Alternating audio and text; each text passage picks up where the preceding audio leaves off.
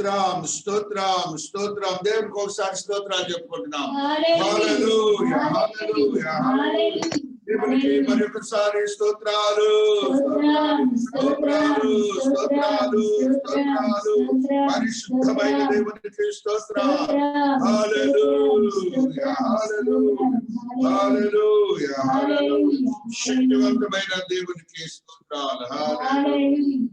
హల్లెలూయా. క్రీస్తునందు ప్రియమైన సంఘమా,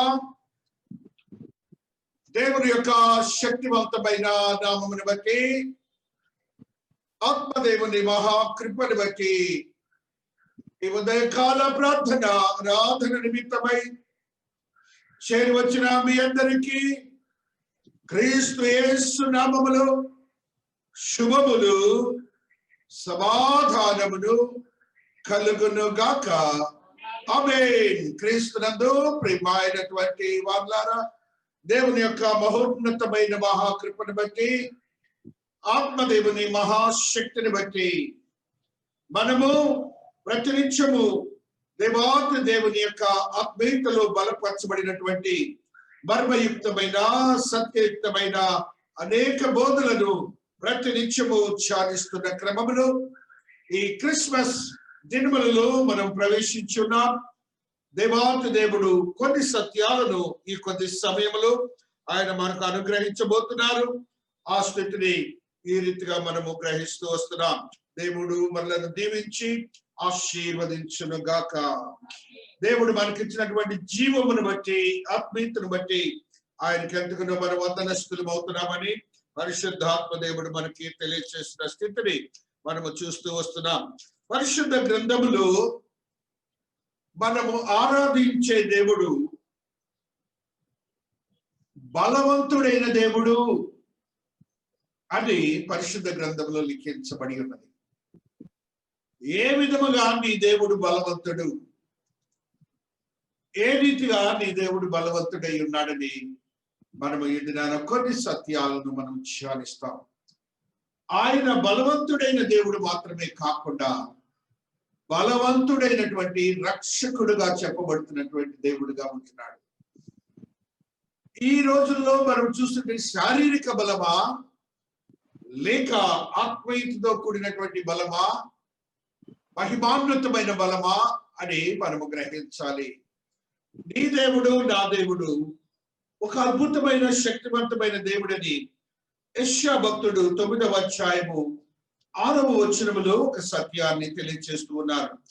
యెషయా భక్తుడు 9వ అధ్యాయము 6వ వచనములో ఈ సత్యము లిఖించి, ఏలయనగా శిశువు పుట్టెను, కుమారుడు అనుగ్రహించబడెను,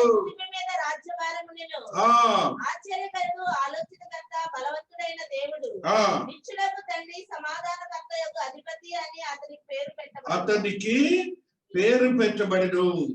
ఈ వచనాలన్నీ మీరు చూసినప్పుడు 5 మాటలుండి ఈ వచనంలో, ఈ 6 మాటల్లో దేవాతి దేవుడు మొట్టమొదటిగా తెలియజేసిన మాట ఏమిటంటే శిశువు పుట్టెను అనే మాటని తెలియజేశారు.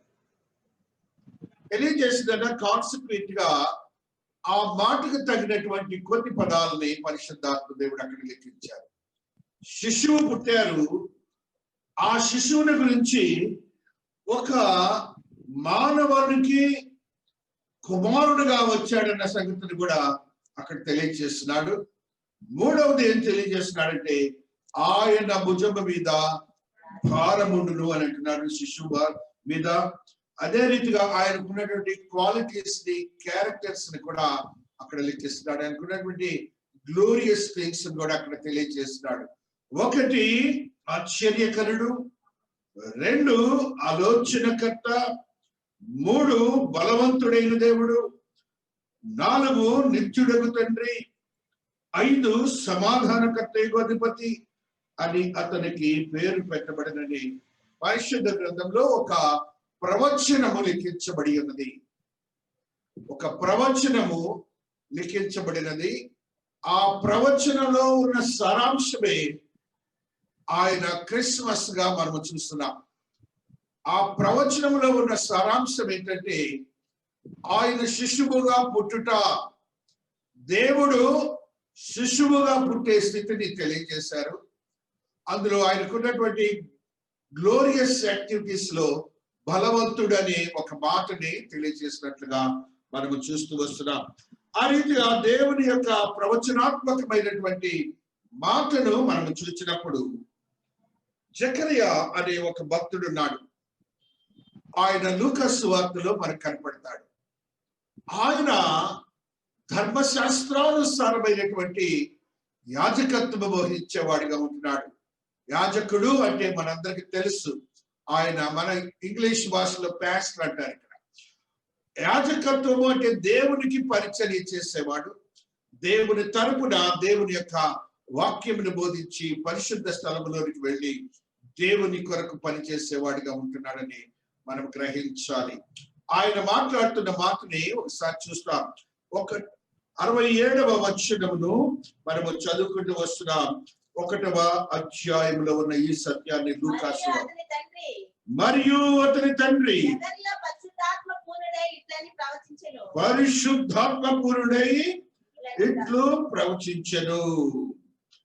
అక్కడ ప్రవచనము ఎలాగ జరుగుతుందంటే, జకరియా అనే ఒక యాజకుడు యేసయ్యను గురించి కింద వచనాలన్నీ దేవాతి దేవుని యొక్క బలమును గురించి లిఖించబడి ఉన్నటువంటి మాటలుగా ఉంటాయి. ఇవన్నీ కూడా ఏ ఏ రీతులుగా ఆయన బలవంతుడు మనం చూస్తాం.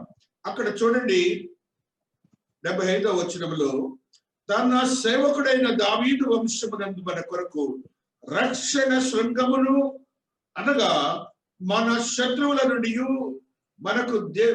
మనలను ద్వేషించు వారి అందరి చేతి నుండి తప్పించి రక్షణ కలుగ చేయను.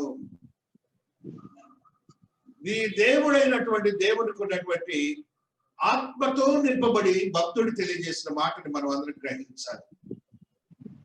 మన శత్రువుల నుండి,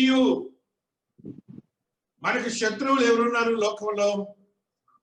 ఒక్కడే ఒక శత్రువు, ఆయన సమూహం ఉన్నారు. ఆయన ఎవరంటే అపవాది అని మీరు గ్రహించాలి. అపవాది అని మీరు గ్రహించాలి. ఆయన సమూహము కూడా ఉన్నది. ఆయనకు ఒక సమూహం ఉన్నది. ఆయన కలిసి మానవుని రక్షణార్థమైన జ్ఞానము తెలియచేయకుండా చీకటి అంధకార శక్తుల జ్ఞానము, అది వెలుగుమయమైన జ్ఞానం అని మానవాళికి ఒక ఆలోచన కలుగ చేసి ప్రతి మనుష్యుని నరక ప్రాప్తులను చేయటానికి ఆయన చేస్తున్న ప్రతి క్రియ మనందరికి తెలిసినది. మీరు మీ తండ్రి యొక్క అపవాది సంబంధులు. నీ తండ్రి దురాశలు నెరవేర్చగోరుచున్నారు. ఆది నుండి వాడు నరహంతకుడయ్యుండి సత్యమందు నిలిచిన వాడు కాడు. వాని యందు సత్యమే లేదు. వాడు అబద్ధమాడినప్పుడు తన స్వభావమును అనుసరించి ఏ మాట్లాడను.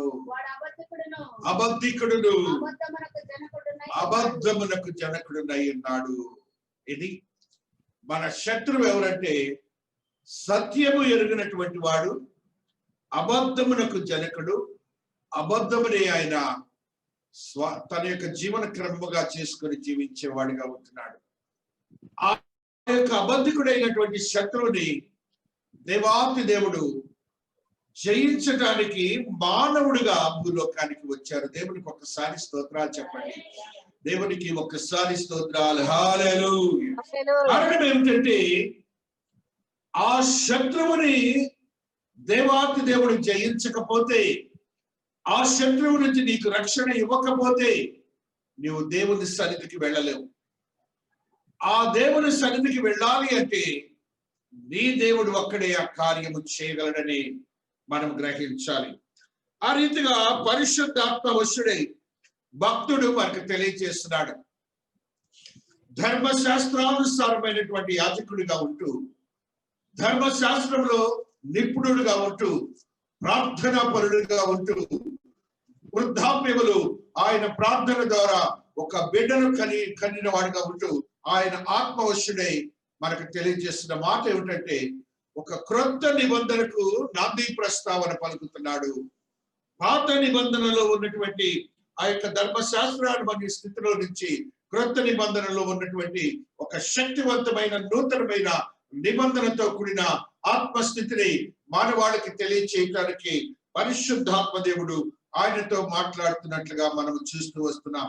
అబద్ధికుడైనటువంటి ఆ యొక్క అపవాదిని జయించుటకు, నీకు రక్షణ కలుగు చేయుటకు ఆయన చేసినటువంటి ఒక గొప్ప స్థితిని మనం చూస్తూ వస్తుండగా దేవాది దేవుడు అదే అధ్యాయంలో 75లో ఒక మాటని చదువుకుని తన పరిశుద్ధ నిబంధనను అనగా మన తండ్రి అయిన అబ్రహాముతో తాను చేసిన ప్రమాణమును జ్ఞాపకము చేసుకునేటకును మనము శత్రువుల చేతి నుండి విడిపింపబడి మన జీవిత కాలమంతయు నిర్భయులమై ఆయన సన్నిధిని పరిశుద్ధముగాను నీతిగాను ఆయనను సేవింపను అనుగ్రహించుటకును ఈ రక్షణ కలుగ చేసెను. ప్రతి క్రైస్తవులు గమనించాలి ఈ మాటని. దేవుడు ఎందుకు వచ్చాడు అని అంటే ఆయన ఏదో వచ్చిపోయాడు అన్నట్టుగా ఉన్నారు, కానీ చర్చలకు రావడానికి భయపడుతూ ఆయన చెప్తుందే మరణము గురించి చెప్తున్నాడు. మరణంలో నుంచి జీవం ఇవ్వటానికి వచ్చానంటున్నాడు. అపవాదు నుంచి రక్షించడానికి నేను వచ్చానంటున్నాడు. ఇవన్నీ తెలిసి కూడా సంఘానికి రావటానికి, పరిశుద్ధ స్థలములోనికి రావటానికి అపవాది వారిని బంధిస్తున్నది. అది గ్రహించలేకపోతున్నారు. ఇప్పుడు మనం చదివినటువంటి మా నిబంధన చూడండి, ఆయన మాట్లాడుతున్న పరిశుద్ధ నిబంధనను. మనకు రక్షణ వచ్చిందంటే అన్యులైన వారికి, అబద్ధికులుగా ఉన్నటువంటి అబద్ధికుడి యొక్క రాజ్యములో జీవిస్తున్నటువంటి అన్యులైన వారికి, ఇంకొక మాట చెప్పాలంటే ఆయన యొక్క చీకటిలో జీవిస్తున్న అన్యులైన వారికి, దేవుని ఎరుగక జీవిస్తున్న అన్యులైన వారికి ఏ అద్భుతమైన ఆశీర్వాదకరమైన వాగ్దానము అన్యుడైనటువంటి రక్షించబడినటువంటి అబ్రహాముకు దేవుడు అనుగ్రహించాడు. అతి పరిశుద్ధమైన నిబంధనతో కూడిన రక్షణార్థమైనటువంటి జ్ఞానం ఇవ్వటానికి దేవాతి దేవుడు భూలోకానికి వచ్చాడన్న సంగతిని మర్చిపోయి జీవిస్తున్నారు ఈ అన్యులుగా చెప్పబడి రక్షింపబడుతున్న వారు. చీకటిలోను మరణ ఛాయలోను కూర్చుండు వారికి వెలుగిచ్చుటకై ఆ మహావాత్సల్యతను బట్టి దర్శనమును అనుగ్రహించెను. మీరందరూ అనుకుంటున్నారు భారతదేశంలో ప్రత్యేకించి అదే విదేశాల దేవుడు మన దేవుడు కాదు. మానవానికి సంగతి దేవుడు మాట్లాడుతున్నాడు. మానవాళి చీకటిలో ఉన్నారని మాట్లాడుతున్నాడు. అపవాది అయినటువంటి ఆ యొక్క సతాను యొక్క బంధకములో ఉన్నారు. వారు మరణములకు గురి కాబడి నరక పాత్రులు అవుతున్నారని దేవుడు మాట్లాడుతున్నాడు. అందుకని ఆయన శిశువుగా ఆయన క్షయమైన శరీరాన్ని ధరించడానికి భూలోకానికి వచ్చాడన్న సంగతిని మరచి మేమందరం క్రైస్తవులు అని చెప్పుకునే వారందరం కూడాను దుప్పట్ల ముసుకేసుకొని ఇంట్లో పడుకుంటున్నారు. కారణం ఏంటంటే మరలా అంధకారమైనటువంటి జీవితాల్లోకి వెళ్ళిపోతున్నారు. మరలా చీకటిలోనికి మరలా ప్రవేశిస్తున్నారు. మరలా వారు దేవుని సన్నిధిని విడిచి సాతాను సన్నిధికి వెళ్తున్నారని దేవుడు మాట్లాడుతున్న మాటని ప్రతి ఒక్క విశ్వాసి గ్రహించాలి. ఒక వాగ్దానం చేశాడు. ఆ వాగ్దానం ఎలాంటిది అంటున్నాడు? A covenant is the holy covenant. It is the holy covenant. నీకు ఇచ్చినటువంటి వాగ్దానం నిబంధన ఏంటంటే పరిశుద్ధమైనదని గ్రహించలేకపోతున్నావు. మానవుడు చేసినటువంటి నిబంధన కాదది, పరిశుద్ధమైనది, నా దేవుడు చేసినదని. ఈ నిబంధనను గుర్తించుకోవాలి. ఆ నిబంధన ఎలాంటిదంటే పరిశుద్ధమైనది. ఆ నిబంధన ఏమంటే నీకు దేవుడు అనుగ్రహించినటువంటి రక్షణను కలుగ చేయటానికి ఒక మానవునికి ఇచ్చినటువంటి నిబంధనను ఆయన నెరవేర్చడానికి భూలో మానవుడితో మాట్లాడించిన నిబంధనను దానిని నెరవేర్చడానికి భూలోకానికి ఆయన మానవుడిగా వచ్చాడు. ఎంత మంచి దేవుడు! దేవునికి స్తోత్రాలు చెప్పండి. దేవునికి స్తోత్రాలు. మనం ఒక మాట చెబితే మనుషుడికి అనేకమైనటువంటి తప్పులు చెప్తా ఉంటాం, మర్చిపోయామంటాం, అది అంటాం, ఇది అంటాం. కానీ నా దేవుడు అంటున్నాడు, ఒక మనుష్యుడికి ఇచ్చాడు. మీ అందరికీ తెలుసు అబ్రహాం ఎలాంటి వాడు. అబ్రహాం విగ్రహారాధికుడు. ఆయన విగ్రహములు తయారు చేసి వాళ్ళ నాన్నగారు వాళ్ళు విగ్రహములు అమ్మి విగ్రహారాధనలో నిష్ణాతులుగా ఉన్నటువంటి వాడు అబ్రహాము. ఆయన ఇచ్చిన వాగ్దానం ఇది. ఆయనకి ఇచ్చిన వాగ్దానము నీకు రక్షణ కలుగజేయడానికి, భూలోకానికి శిష్యుగా ఆయన వచ్చారన్న సంగతిని నీవు నేను మర్చిపోతున్నామని పరిశుద్ధాత్మ దేవుడు తెలియజేస్తున్నాడు. మనము శత్రువుల చేతి నుండి విడిపింపబడి మన జీవిత కాలమంతయు నిర్భయులమై ఆయన సన్నిధిని పరిశుద్ధముగాను నీతిగాను ఆయన సేవకును అనుగ్రహించుటకు ఈ రక్షణ కలుగ చేశాను. ఇందులోనే ఉంది. ఇవాళ చర్చికి రాని వాళ్ళందరికీ ఈ మాట అవసరం. దేవుడికి తెలుసు మన యొక్క బలహీనతలు, దేవుడికి తెలుసు. అందుకని ఆయన భూలోకానికి వచ్చాడు. అందుకే ఆయన భూలోకానికి వచ్చారు, మానవుడిగా వచ్చి అంటున్నాడు. చూడండి, మన శత్రువుల చేతులని విడిపింపబడి మన జీవిత కాలమంతయు నిర్భయులమై, అంటే it is the present continuous sentence until you die. నీవు నిర్భయుడివై నీ జీవిత కాలమంతా జీవించడానికే నా దేవుడు భూమి మీదకి వచ్చాడన్న సంగతి నీవు గ్రహించలేకపోతున్నావు. భయము లేకుండా నీవు దేవుని సన్నిధిలో ఆరాధించడానికి మాత్రమే ఆయన భూమి మీదకి వచ్చాడన్న సంగతిని మర్చిపోయి భయముతో ఇంట్లో పడుకుంటున్నావు. నీ రక్షణలో నిర్భయమున్నది, భయము లేదు. ఆయన ఇచ్చినటువంటి ఆధారపూరితమైన వాగ్దానాన్ని నువ్వు గ్రహించలేకపోతున్నావని పరిశుద్ధాత్మ దేవుడు తెలియజేస్తూ అక్కడ అంటున్నాడు. చూడండి, ఆయన సన్నిధిని పరిశుద్ధముగాను, ఆయన సన్నిధిని నిర్భయముగాను, ఆయన సన్నిధిని నీతిగాను, ఆయనను సేవింపను అనుగ్రహింపుటకును ఈ రక్షణ కలుగ చేసెను. ఈ రీతిగా దేవుడు నిన్ను రక్షించుకుంటే, నేను రాలేను, కరోనా వచ్చి చచ్చిపోతాను, ఎప్పుడు జీవితాంతం బ్రతుకుతావు నువ్వు, ఆయన నీకు భయం లేకుండా నేను వచ్చి నీకు రక్షణ ఇస్తున్నానని చెప్తే, ఆయన విశ్వాసం ఉంచమని చెప్తుంటే, ఆయన ఇచ్చినటువంటి బాధలోనే, ఆయన పుట్టుకలోనే యోగ్యకరమైన స్థితి ఉన్నదని పరిశుద్ధాత్మవశుడై దైవజనుడు బోధిస్తుంటే, మనం ఇంకనూ చీకటిలోనే ఉన్నామని నేను ఆలోచిస్తున్నాను. మనం ఆలోచించే స్థితి చూడండి. ఆయన ఆ 76 వచనములో ఒక సత్యాన్ని, మరియు ఓ శిశువా నీవు సర్వోన్నతుని ప్రవక్తవని బడుదువు, మన దేవుని వాత్సల్యమును బట్టి వారి పాపములను క్షమించడం వలన తన ప్రజలకు రక్షణ జ్ఞానము ఆయన అనుగ్రహించినట్లు. ఇంకా మనకు అర్థం కాదేమోనని ఆయనకు ముందుగా ఒక ప్రవచనాత్మకమైనటువంటి ప్రవక్తని దేవుడు ఆయన కుమారుని పంపి మనకి రక్షణ జ్ఞానం ఇవ్వటానికి, ముందస్తు జ్ఞానం ఇవ్వటానికి కూడా పంపాడన్న సంగతిని మర్చిపో. ఆయన ప్లాన్స్ అన్ని కూడా మనము వృధా చేసేస్తున్నాం. ఆయన ప్లాన్స్ అన్ని కూడా we are neglecting the God and we are seeing that the God had come here not for the purpose of the salvation but for the trip from the heavens. ఏదో ఆయన ఒక ట్రిప్ కోసం వచ్చి వెళ్ళాడు అనుకుంటున్నావు, కానీ నీకు రక్షణ కలుగు చేయడానికి దేవుడు వచ్చాడని నువ్వు గ్రహించలేకపోతున్నావని పరిశుద్ధాత్మ దేవుడు మనకి ఈ దినాన్ని మాట్లాడుతున్న స్థితిని మనము చూస్తూ వస్తున్నాం. చూడండి, పరిశుద్ధ గ్రంథంలో ఒక సత్యాన్ని చదువుకుంటున్నాం. ఆదికాండము 22వ అధ్యాయము 13వ వచనమును చదువుకుంటూ వస్తున్నాం. ఆదికాండము 22వ అధ్యాయము 13వ వచనము. కన్నులెత్తి చూడగా పొదలో కొమ్ములు తగులుకొని ఒక పొట్టేలు వెనక తట్టున కనబడెను. అబ్రహాము వెళ్ళి అండి ఆ పొట్టేలును పట్టుకొని తన కుమారుని కుమారుగా పెట్టి దహన బలిగా అర్పించెను. నాకు అనిపిస్తుంది ఈ మాట చదివినప్పుడల్లా ఆత్మతో,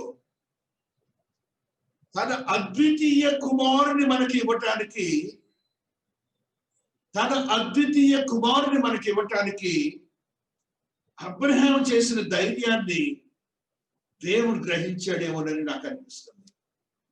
ఒక వ్యక్తి కుమారుని మరణానికి పంపొచ్చు. యేసయ్యను శిశువుగా పుట్టింది మనుష్యుడిగా మరణించడానికి, త్వరలోనే యవ్వన ప్రాయములోనే మరణించడానికి పంపించాడు. having noted and treated and educated him and sent to earth.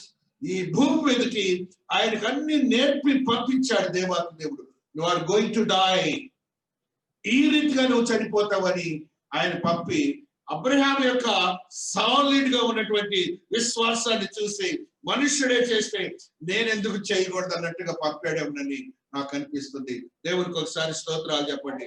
ఆత్మ దేవుని యొక్క శక్తి, దేవుడు మనుష్యుని చూసి కూడా ఆయన కూడా తన మనస్సును మార్చుకునే దేవుడు అని మీరు గ్రహించాలి. కాబట్టి అద్వితీయ కుమారుడైనటువంటి యేసయ్య భూలోకానికి వచ్చి నిన్ను పరిశుద్ధపరచడానికి ఒక శిష్యువుగా వచ్చాడని, ఆయన స్తుతించడానికి ఆయన ఒక శిష్యువుగా వచ్చాడని, శత్రువుని జయించడానికి ఆయన ఒక శిష్యువుగా వచ్చాడని, నిన్ను పరిశుద్ధపరచడానికి ఆయన ఒక శిష్యువుగా వచ్చాడని, నిన్ను ఆయన ప్రతినిత్యం పరిశుద్ధమైనటువంటి స్తుతి యాగము చేయటానికి ఆయన నీ కొరకు వచ్చాడన్న సంగతిని మర్చిపోయి మరణము మరణము మరణము నిర్భయముగా ఆయనను నీ జీవితాంతం ఆరాధించడానికి ఆయన శిశువుగా వచ్చాడన్న సంగతిని కూడా నువ్వు గుర్తించాలని పరిశుద్ధాత్మ దేవుడు తెలియజేసిన హెబ్రీయులకు రాసిన పత్రిక 2వ అధ్యాయము 11వ వచనాన్ని చదువుకుంటూ వస్తున్నాం. Hebrews 2nd chapter 11th verse. హల్లెలూయా హల్లెలూయా హల్లెలూయా హల్లెలూయా స్తోత్రం స్తోత్రం హల్లెలూయా. మా పరిశుద్ధపరచువానికి పరిశుద్ధపరచబడి వారికి అందరికీ ఒక్కటే మూలము. ఈ హేతువు చేతను ఆయన సిగ్గుపడక సమాజం మధ్య నీ కీర్తిని గానము చేతును అనెను. మరియు నేను ఆయన నమ్ముకొని యుందును అనియు ఇదిగో నేను దేవుడు నాకు ఇచ్చిన పిల్లలను అనియు చెప్పుచున్నాడు. ఆ బ్రదర్ ఎంత చక్కని మాటలు దేవుడు చెప్తున్నాడంటే, నా పిల్లలు విశ్వాసులందరినీ దేవుడు అంటున్నాడు. పిల్లల్ని దేవుడు ఆ తండ్రి మరణానికి గురి చేస్తాడండి? ఇబ్బందికరమైన పరిస్థితుల్లో తీసుకెళ్తాడా? తన ప్రాణం ఇచ్చి బిడ్డలు పెంచుతాడు. కానీ దేవుని యొక్క ఆత్మీయతో కూడిన స్థితి పరిశుద్ధపరచుటకు దేవాతి దేవుడు భూలోకానికి వచ్చాడన్న సంగతిని అక్కడ మాట చూడండి. కాబట్టి ఆ పిల్లలు రక్త మాంసములు కలవారనిందున ఆ ప్రకారమే మరణం యొక్క నశింప చేయుటకు జీవిత కాలం అంతయు మరణమైన దాస్యమునకు లోబడిన వారిని విడిపించుటకు ఆయన రక్త మాంసములలో పాలివాడాయను. ఆయన శిశువుగా మానవుడిగా రావడానికి కారణం ఏంటంటే, మరణం నుంచి భయపడుతున్నావు, దాసత్వంలో ఉన్నామన్న సంగతి మర్చిపోతున్నారు.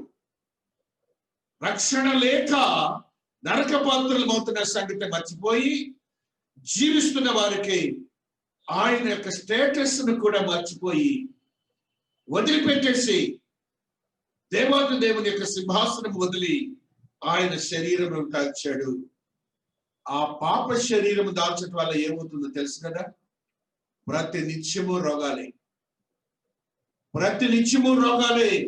నువ్వు చిన్న బిడ్డ అవ్వచ్చు, యవనస్తుడు అవ్వచ్చు, వృద్ధుడు అవ్వచ్చు, మరణించే వరకు నీకు రోగాలు వస్తూనే ఉంటాయి.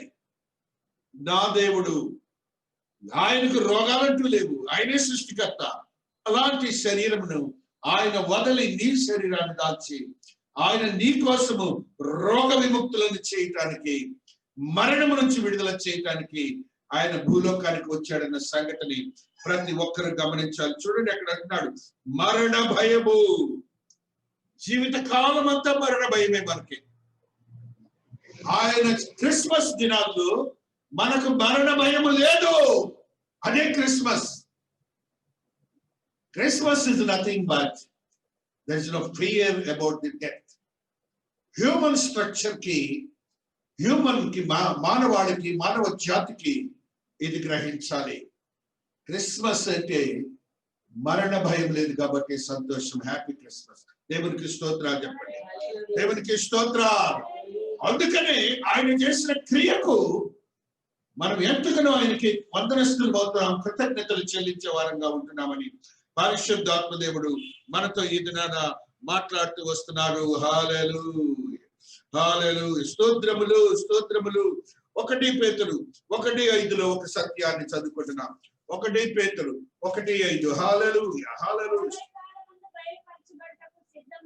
రక్షణ నీకు కలుగునట్లు విశ్వాసము ద్వారా దేవుని శక్తి చేత కాపాడబడి మీ కొరకు ఆ స్వాస్థ్యము పరలోకమందు భద్రపరచబడి ఉన్నది. దేవునికి స్తోత్రాలు చెప్పాలి. హల్లెలూయా. దేవునికి స్తోత్రాలు చెప్పాలి. ఏం మాట్లాడుతున్నాడంటే దేవుడు కడవరి కాలమందు బయలుపరచబడినకు సిద్ధముగా ఉన్న రక్షణ. ఏంటండి? నీ కొరకు సిద్ధపాటు చేసి వచ్చాడండి దేవుడు. నువ్వు ఆయన సన్నిధిలో నివసించడానికి ఆ రక్షకుడిని నువ్వు నెగ్లెక్ట్ చేస్తే ఎలాగండి? ఆ రక్షకుడు నీ కోసం చేసిన క్రియను సిద్ధముగా ఉన్నా అనే మాటను మీరు గుర్తుపెట్టుకోవాలి. Prepared God. నీ కొరకు ఆయన ప్రిపరేషన్ చేసి వచ్చాడు. ఆయన రక్షణలో నిన్ను సిద్ధపరచడానికి, ఆయనతో జీవించడానికి, ఆయన నిత్య జీవంలో నిన్ను సిద్ధపరచుకోవడానికి ఆయన అన్ని ప్రిపేర్ చేసి వచ్చాడండి. చూడండి అక్కడ అంటున్నాడు నెక్స్ట్ వర్డ్, విశ్వాసము ద్వారా దేవుని శక్తి చేత కాపాడబడు మీ కొరకు. నీ విశ్వాసం ఉంటే దేవుని శక్తి నీ శరీరంలో ప్రవేశిస్తుంది, నీ కుటుంబంలో ప్రవేశిస్తుంది.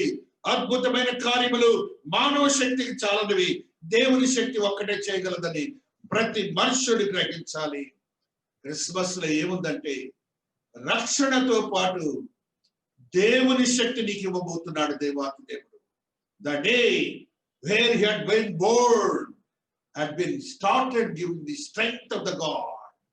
ఆయన పవర్ నీకు ఇవ్వబోతున్నాడు, దేవుని యొక్క శక్తిని నీకు ఇవ్వబోతున్నాడు అని నీవు విశ్వసించితే చాలు.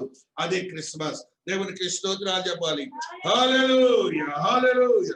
ఆత్మదేవుని ఆత్మశక్తిని బట్టి, ఆత్మదేవుని యొక్క మహోన్నతమైన మహాకృపను బట్టి రోమీయులకు రాసిన పత్రిక 8వ అధ్యాయము 14వ వచనమును చదువుకుంటూ వస్తున్నాం. రోమీయులకు రాసిన పత్రిక 8వ అధ్యాయము 14వ వచనాన్ని చదువుకుంటూ, ఎందరు నడిపింపబడుదురు దేవుని కుమారులై. మీకు క్రిస్మస్ అంటే ఏంటంటే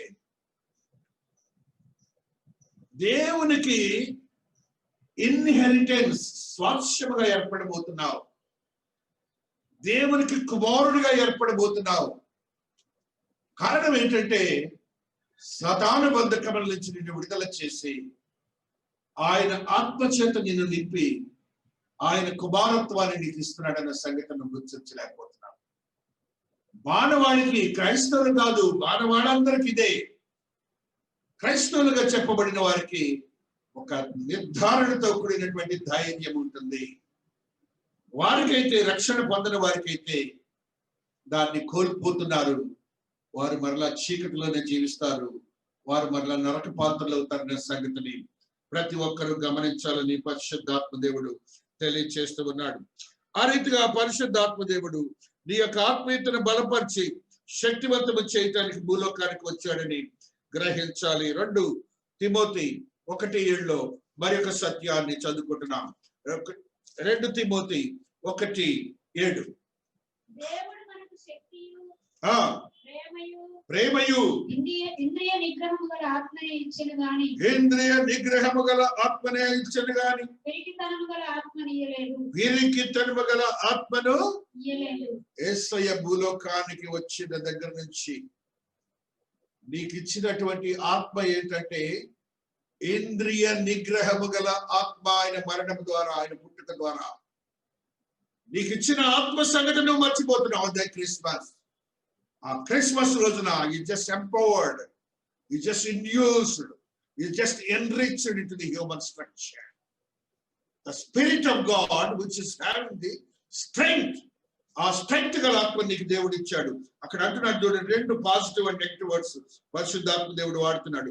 దేవుడు మనకు శక్తియు, ప్రేమయు, ఇంద్రియ నిగ్రహము గల ఆత్మనే ఇచ్చెను కానీ పిరికితనము గల ఆత్మని ఇయ్యలేదు. నీ ఇంద్రియ నిగ్రహము ఎలాగున్నది? ఇంద్రియములు, పంచేంద్రియములు మనందరికి తెలుసు, దాంట్లో భయం లేదు అని పిరికితనము గల ఆత్మ నేను ఇవ్వలేదు అంటున్నాడు. అనగా నువ్వు దేవుని అవమానపరుస్తున్నావు అంటున్నాను. నేను నా దేవుని నువ్వు లెక్క చేయట్లేదు అంటున్నాను. నువ్వు నిజమైన విశ్వాసవి కాదు అంటున్నాను. నువ్వు నిజమైన విశ్వాసం అయితే ఆయన నీకు నిగ్రహం గల ఆత్మనిచ్చాడని నువ్వు పిరికితనము గల ఆత్మలోనికి వెళ్ళవు. నా దేవుని అవమానపరిచి ఇట్ ఈస్ కాల్డ్ బ్లాస్ఫెమీ. ఇది దైవ దూషణ. ఆయన ఆజ్ఞలను, ఆయన ప్రేమను, ఆయన వాగ్దానాన్ని నువ్వు నెరవేర్చకపోతే అది క్రిస్మసే కాదు. ఆ క్రిస్మస్ లో నువ్వు ఉండటానికి వీలే లేదు. నువ్వు క్రిస్మస్ కు రావద్దు కూడా. Just live in the darkness. God is categorically speaking with us today. God is categorically speaking with us today. 2 పేతురు 1వ అధ్యాయము 7వ వచనంలో ఒక సత్యాన్ని చదువుకుంటున్నాం. హల్లెలూయా, స్తోత్రం స్తోత్రం స్తోత్రం స్తోత్రం. హల్లెలూయా, స్తోత్రం. సహోదర ప్రేమయందు దయను అమర్చుకోండి. ఇవి మీకు కలిగి విస్తరించిన యెడల అవి మన ప్రభు అయిన యేసుక్రీస్తును కూర్చున్న అనుభవ జ్ఞాన విషయంలో మిమ్మను సోమరులైనను నిష్ఫలులైనను కాకుండా చేయును. అక్కడికి సోమరులైనను నిష్ఫలులైనను కాకుండా చేయను. అప్పుడు మనం క్రిస్మస్ యేసయ్య భూలోకానికి రాకముందు మన క్యారెక్టర్ అదే. దేవుని యందు భయభక్తుల్లో కూడా సోమరితనము, ఫలించే స్థితి లేకుండా జీవిస్తున్నాం. అనుభవ జ్ఞానంతో జీవించడానికి నువ్వు ప్రయత్నం చేయమని అది అక్కడ నెక్స్ట్ వర్డ్ చూడరా తల్లి. ఇవి ఎవరికి లేకపోవునో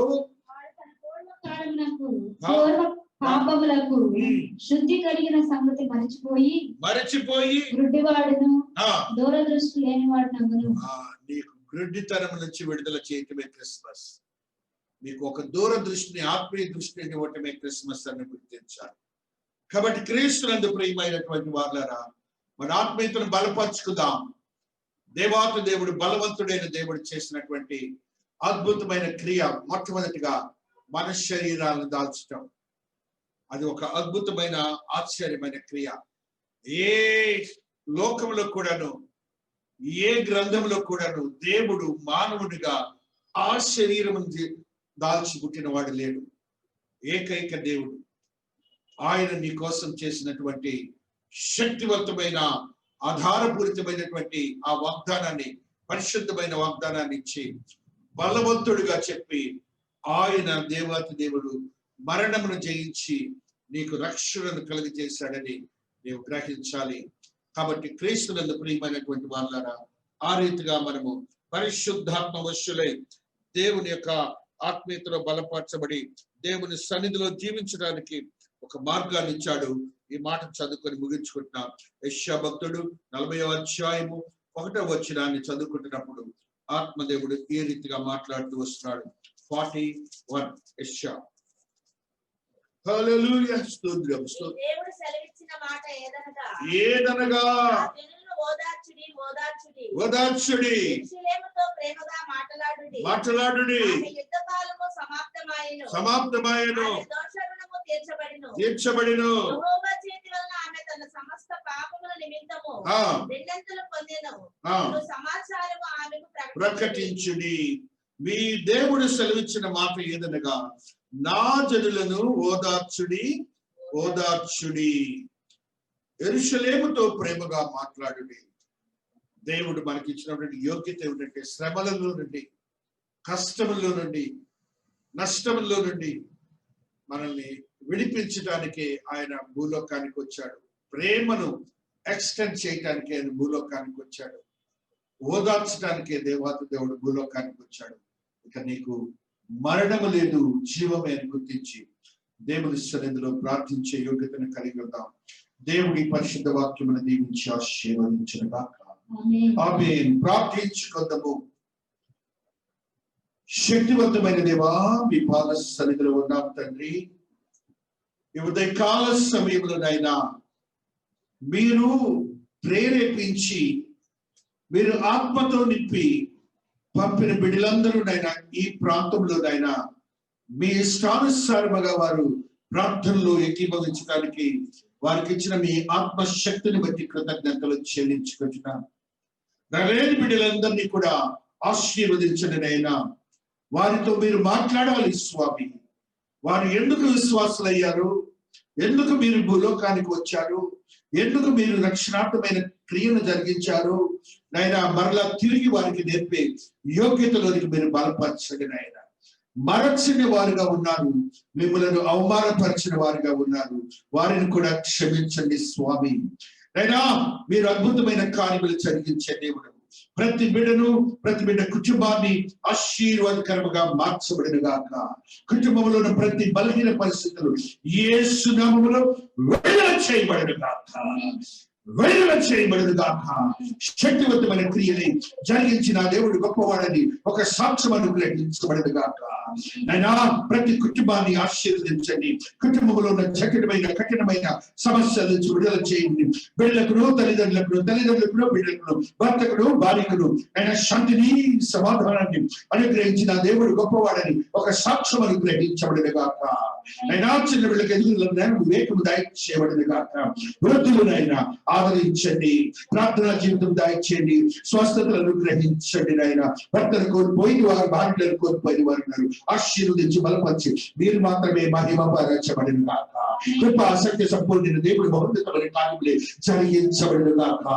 అయినా మీరు ఆత్మ కార్యములు జరిగించే దేవుడు. సంఘములో ఉన్న ప్రతి బిడ్డకు ఆర్థిక స్తోమత కలిగి చేయండి.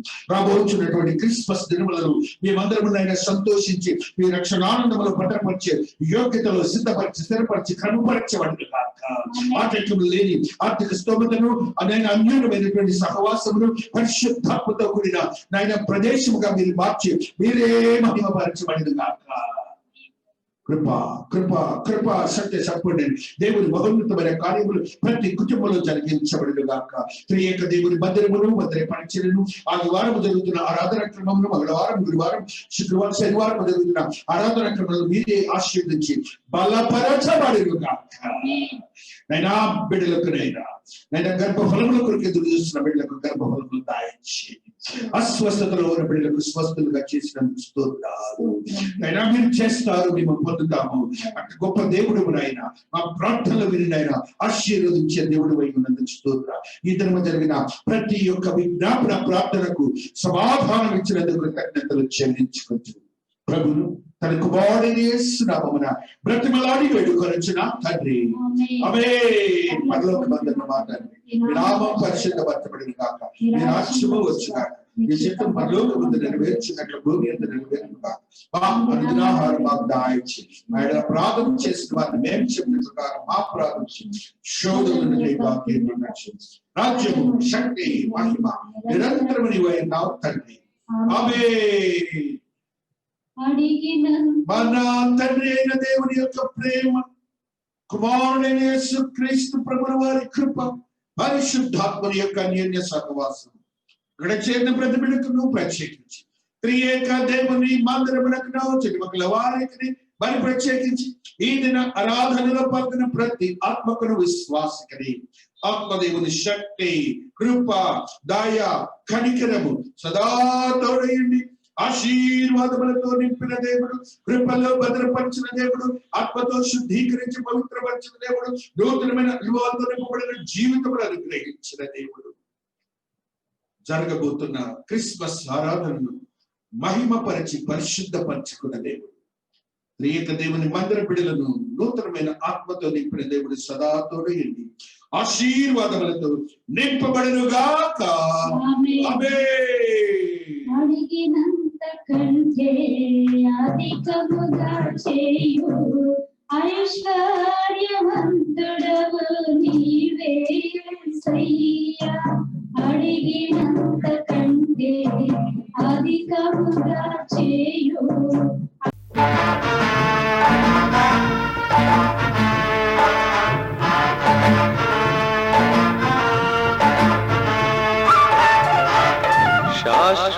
శాశ్వతమైనది నీవు నాయన చూపినా